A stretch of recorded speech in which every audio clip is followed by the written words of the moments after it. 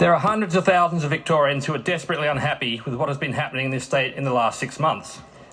Desperately unhappy about the destruction of their businesses, the loss of their jobs, their children being kept out of school, and with the suspension of their civil rights. The government's response to anyone questioning whether we are on the right path has been to demonise these Victorians.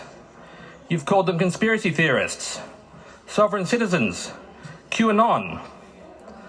Those actual unhinged conspiracy groups are tiny fractions of the population.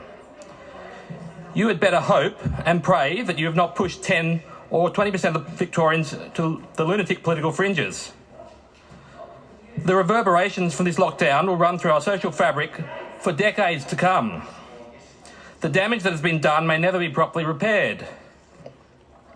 Someone posts online that Dan Andrews is becoming a dictator and Victorians need to protest.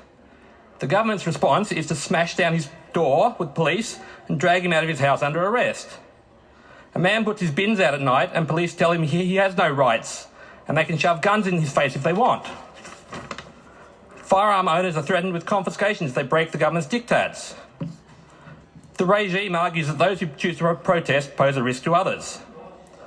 The government may reflect that when it chooses to deprive free people of their liberties, it risks igniting protests that pose a risk to others. The lack of transparency, the blatant power grabs, the abuse of power and the dishonesty of politicians are the cause of this mistrust and scepticism. Order. I fear greatly for the future of our liberal democracy. I call Ms Maxwell.